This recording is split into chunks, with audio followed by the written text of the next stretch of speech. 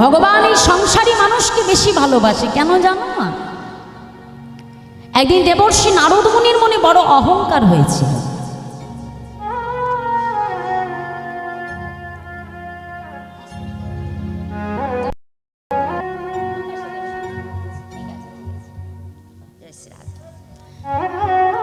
একদিন দেবর্ষি নারদ মুনির মনে অহংকার এসেছে। কিসের অহংকার? যে না, আমি প্রভুর বড় ভক্ত।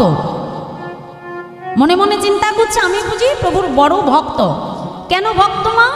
ওই যে দিবানিশি বিনা বাজিয়ে সারাদিন ধরে কি করে? নারায়ণ নারায়ণ নারায়ণ প্রভুর নাম করে। মনে মনে ভাবছে আমি বুঝি বড় ভক্ত। এবং ভগবান তো অন্তর্যামী, সবই জানে। ভগবান মনে মনে চিন্তা করলো এবার নারদকে আমার একটু শিক্ষা দিতে হবে।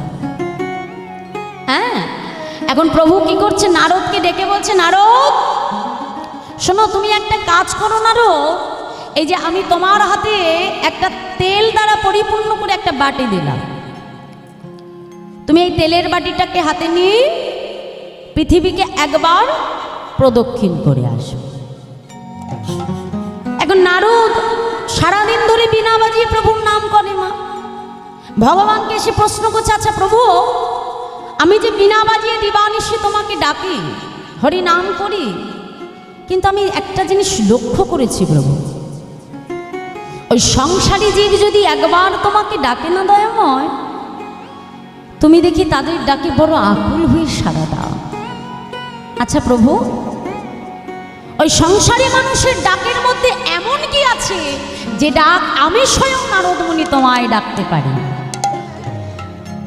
কি আছে তাদের ডাকে? ভগবান বলছে, দেখতে চাও নারদ কি আছে তাদের ডাকে? আচ্ছা বেশ। ওই তেলের বাটি পরিপূর্ণ করে যখন নারদের হাতে দিয়ে দিল মা, নারদ ওই তেলের বাটিটাকে মাথায় নিয়ে প্রভু শর্ত দিল যে এক বিন্দু তেলও যেন মাটিতে না পড়ে যায়। কি শর্ত দিল মা? আস্তে আস্তে কি শর্ত দিল? এক ফোঁটা তেলও যেন মাটিতে না পড়ে। এখন নারদ মুনি বলছে, প্রভু আমিও নারদ মুনি, হ্যাঁ শর্ত দিয়েছে এক ফোঁটা তেলও মাটিতে পড়তে দেব না। তেলের বাটি একেবারে মাথায় নিয়ে মনের আনন্দে নারদ মুনি পৃথিবী প্রদক্ষিণ করছে। লক্ষ্য কোন দিকে মা? তেলের বাটি। কেন? প্রভু বলে দিয়েছে এক ফোঁটা তেল মাটিতে পড়বে না। হ্যাঁ, এখন মনের আনন্দে ওই তেলের বাটি নিয়ে প্রভুর কাছে এসে দাঁড়িয়েছে। দয়াময়, তুমি আমাকে বলেছি এক ফোঁটা তেলও যেন মাটিতে না পারে। শোনো প্রভু, আমি একটা ফোঁটা তেলও মাটিতে পড়তে দিই। ভগবান মৃদু মৃদু হাসতে আরম্ভ করে, বলছে, আচ্ছা নারদ, এবার তুমি আমাকে বলো, এই তেলের বাটি নিয়ে যখন পৃথিবী প্রদক্ষিণ করছিলে কতবার তুমি আমাকে স্মরণ করেছো? এই যা। প্রভু, যে নারদ মুনি সারাদিন নারায়ণ নারায়ণ করে, ওই সামান্য একটা তেলের বাটির দিকে লক্ষ্য রাখতে গিয়ে আমি তোমাকে ডাকতেই ভুলে গেছি। আমি তো একবারও তোমাকে স্মরণ করিনি প্রভু, মনেই পড়েনি তোমার নাম। ভগবান সঙ্গে সঙ্গে নারদ মুনিকে ডাক দিল, নারদ, তাহলে একবার তুমি ভেবে দেখো নারদ, সামান্য একটা তেলের বাটি সামলাতে গিয়ে যদি তুমি আমায় ডাকতে ভুলে যাও, তাহলে আমার যদি কোনো সংসারী ভক্ত সারাদিন সংসারের কর্ম মিটিয়ে যদি দিন অন্তে একবার নিজেকে আত্মসমর্পণ করে বলতে পারে, হে দয়াময়, আমি বড় অধম, আমি বড় দীন প্রভু, তুমি তো আমাকে সংসারে জীব করে পাঠিয়েছো দয়াময়, সংসারী প্রত্যেকটা মানুষের কর্ম চাহিদা মেটাতে মেটাতে সারাদিন অন্তে আমি তোমাকে স্মরণ করবার সময় পাই না প্রভু। আজ দিন অন্তে একটিবার নিজেকে তোমার চরণ সমর্পণ করে দিবে। আমি একবার তোমাকে দিন অন্তে স্মরণ করে দেব। প্রভু আমার ডাক কি তুমি শুনতে পারছো প্রভু? নারদ, যদি আমার কোনো ভক্ত নিজ দেহ মন প্রাণ সমর্পণ করে দিয়ে একবার যদি আমাকে স্মরণ করে, আমি কি তার ডাকে সাড়া না দিয়ে থাকতে পারি বলো নারদ? নারদমণি বলছে, প্রভু হ্যাঁ গো, এ জগতের জীব তোমাকে কেমন ভাবে ডাকলে তুমি তার ডাকে সাড়া দাও প্রভু? ভগবান বলছে, নারদ, আমার যদি কোনো ভক্ত আমাকে ভালোবেসে একটা ফল দিয়ে ডাকে, আমি তার ডাকে সাড়া দিই। প্রভু, যদি তোমার কোনো ভক্তের কাছে ফল না থাকে, সে তোমাকে কি দিয়ে ডাকবে দয়াবান? না, যদি আমার কোনো ভক্ত আমাকে ভালোবেসে একটা ফুল দিয়ে ডাকে, আমি তার ডাকেই সাড়া দিই। দয়াময়, যদি তোমাকে দেবার মতো ফুলটাও তার কাছে না থাকে, সে তোমাকে কি দিয়ে ডাকবে দয়াময়? নারদ, যদি আমার ভক্ত আমাকে ভালোবেসে এক গণ্ডূষ গঙ্গার জল দিয়ে ডাকে, আমি তার ডাকেই সাড়া দিই। ভগবান কত করুণাময়, কত কৃপাময় দেখেছ মা। একবার শুধু তাকে ভালো তো বেশি দেখো, একবার তাকে ডেকে তো দেখো মা।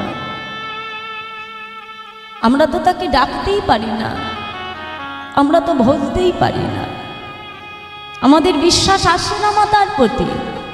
ভগবানকে সেবা দিতে হয়, দি কি ভেবে দি? কাষ্ঠ পাথরের বিগ্রহ মনে করে। কখনো একবার তাকে নিজের সন্তান করে দেখো মা। বাড়িতে যারা গোপাল সেবা দেয় তারা জানে, গোপালকে তুমি যতক্ষণ পিতলের বিগ্রহ মনে করে সেবা করবে, ততক্ষণ তোমার সঙ্গে তার ভালোবাসা হবে না।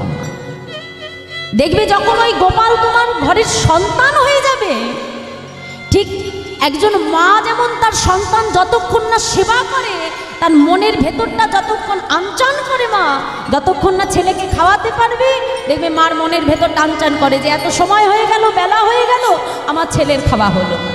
কি মা পারে তো? দেখবে ঘরে যদি তোমার গোপালকে তুমি সন্তান করতে পারো না, ওই গোপালকে সেবা না দেওয়া পর্যন্ত তোমার মনের ভেতরেও এমন হবে, নেতাই গৌর হরে হরে। এটাই তো ভালোবাসা। ভগবান এটা দেখে। ভগবান জাগতিক জগতের বহির্বাস দ্বারা ভগবান পাওয়া যায় না। ভগবান একটা জিনিস, ভক্তি। নারদ মুনি বলছে, প্রভু কোনো ভক্তের কাছে যদি দেবার মতো গঙ্গার জলও না থাকে, সে তোমায় কি দেবে দয়াময়? নারদ, আমি জাগতিক জগতের ফুল তুলসী কোনো কিছু তার ভক্তের কাছে চাই না। কেন জানি? যদি জাগতিক জগতের গঙ্গার জল তার কাছে না থাকে, তাতেও দুঃখ না। কারণ আমি আমার প্রত্যেক ভক্তকে দুটো করে নয়ন দিয়েছি, যার একটাই দিয়েছি গঙ্গা, আর একটাই দিয়েছি যমুনা। যদি আমার ভক্ত ভালোবেসে দুফোঁটা নয়ন জল বরিশন করে বলতে পারে, হে দয়াময়, আজ হতে আমার বলতে যা কিছু আমি তোমার চরণে নিবেদন করলাম। জানো নারদ, যদি ভক্ত নিজেকে আমার চরণে সমর্পণ করে দেয়, আমি সেই ভক্তকে কি করি জানো? শোনো নারদ, সেই ভক্তের চরণ ধুলি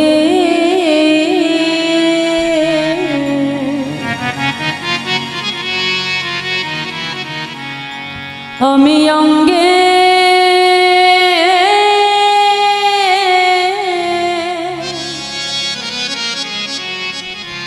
অঙ্গে মাখি আপনি আচরি ধর্ম প্রভু আমার জীবেরে শেখায়, আর আপনি না আচরিলে কভু শেখানো না যায়। তাই আজ আমার গৌর হরি আমার মতো আমাদের মতো এই করুণার অবতার গৌর সুন্দর আমাদের মতো পতিত জীবকে উদ্ধার করবে বলে শ্রীরাম নবদ্বীপ মাঝে তিনি অবতীর্ণ হলেন। তাই আজ বৈষ্ণব মহাজন তিনি পদাবলিতে কলম রাখলেন। জয় রাধে। এই জায়গা ছোট্ট করে একটু তাল আমরা সাধন করব। তালটির নাম বড়দঠকি। আমার কীর্তন গুরু শ্রীরাম নবদ্বীপ নিবাসিনী শ্রীমতী অর্চনা দেবী এবং আমার গুরু কৃষ্ণচন্দ্র মণ্ডল, আমার দাদার চরণের সর্বপ্রথম এই অধমার অনন্ত অনন্ত কোটি ভুলণ্ঠিত দণ্ডবাদ মনে। এবং আপনাদের মতো সাধু গুরু বৈষ্ণবের কৃপায় আমি দুটো হরি কথা বলতে পারি। যদি কোনো ভুল ত্রুটি হয় নিজ সন্তান জ্ঞানে আমার ভুল ত্রুটি মার্জন করে। তাই আজ পদাবলিতে কলম দিয়ে মহাজন তিনি বলছে, দেখো দেখো অসাধনে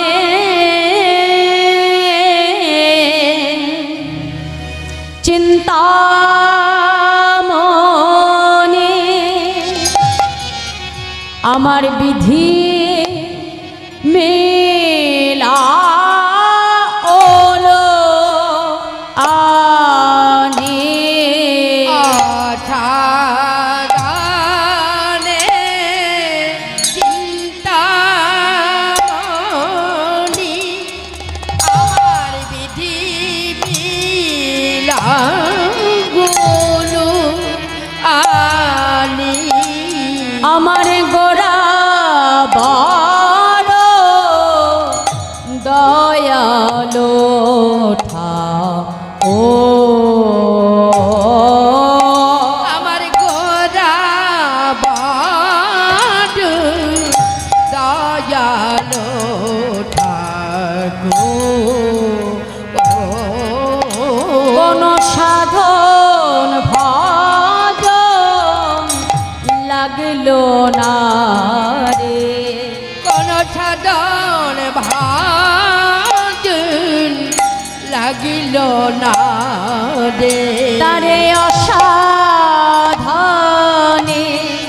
পাওয়া গেল সাধন ভজন লাগল না রে, অসাধনে পাওয়া গেল কোন সাধন ভাজন লাগিল না রে বলি অসাধনে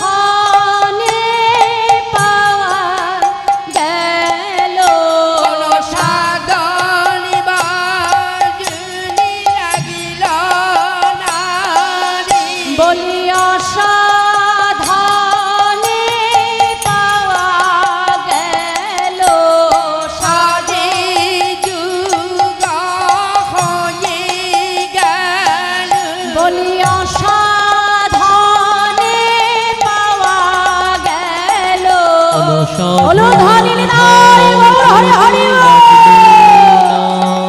বলি অসাধনে পাওয়া গেল অসাধনে পাওয়া গেল কোন সাধন ভজন লাগলো না রে, বলি অসাধনে পাওয়া গেল এমন দয়াল গৌর অবতারে অসাধনে পাওয়া গেল এমন দয়াল গৌর অবতারে কোন সাধন ভজনে লাগলো না রে বলি অসাধনে পাওয়া গেল দয়াল গৌরা বুতারে কোন সাধন ভজন লাগলো না রে, এমন দয়াল গৌরী অবতারে বলি অসাধনে পাওয়া গেল এমন অসাধন যুগ হয়ে গেল সাধন ভজন লাগলো না রে, এমন দয়াল গৌরী অবতারে কোন সাধন ভজন লাগলো না রে, এমন দয়াল গৌরী যুগ হয়ে গেল সাধন ভজন এমন দয়াল গৌর অবতারে সাধন ভজন লাগলো না রে সাধন ভাজন লাগিল না রে অসাধনে পাওয়া গেল সাধন ভজন লাগলো না। এই কলিযুগে ভগবানকে পেতে গেলে কোনো কষ্ট করতে হয় না। সত্যযুগে ভগবানকে পাওয়ার উপায় ছিল ধ্যান। আমাদের কি সময় আছে আমরা ধ্যান করে ভগবানকে ডাকবো? বলো মা, 3 ঘন্টা এসে হরিবাসুরি বসতে পারি না, ধ্যান তো অনেক দূরে থাক। কি মা, তাই না? ত্রেতা যুগে কি ছিল? যাগযজ্ঞ। আমরা রামায়ণে শুনেছি অশ্বমেধ যজ্ঞ, নরমেধ যজ্ঞ। আগে যজ্ঞ করে তারপরে ভগবানকে পেতে হতো ত্রেতা যুগে। আর দাপর যুগে কি ছিল বাবা? পূজা অর্চন, তাই তো বাবা? তাহলে আমার কলিযুগে মহাপ্রভু দেখলেন না, আমার কলিযুগের এত সময় নাই, যাগযজ্ঞ পূজা অর্চনের সময় নাই। তাহলে কলিযুগ পাবে কেমন করে? বললেন না, হরির নাম হরির নাম হরির নামইব কেবলম কল নাস্তেব গতি রান্নথা। কি বলে দিল বাবা? না, হরি নাম ছাড়া আমাদের গতি নাই, গতি নাই, গতি না। তাহলে কলিযুগের একমাত্র উপায় হলো হরি নাম। নাম ছাড়া গতি নেই, হলেও না, আর যখন চলে যাব তখনও না। কি তাই তো? সবাই কানের কাছে একটা কথাই বলবে, কি বলো? হরি হরি বল। কি মা, তাই না?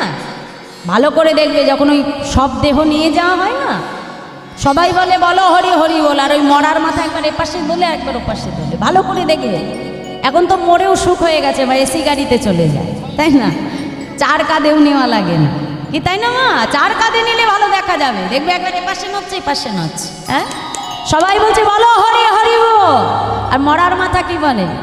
যখন সময় ছিল তখন বলিনি, আজ তোমরা যতই বলো আমার বলবার ক্ষমতা নেই, সময় থাকতে থাকতে ডাকতে হবে।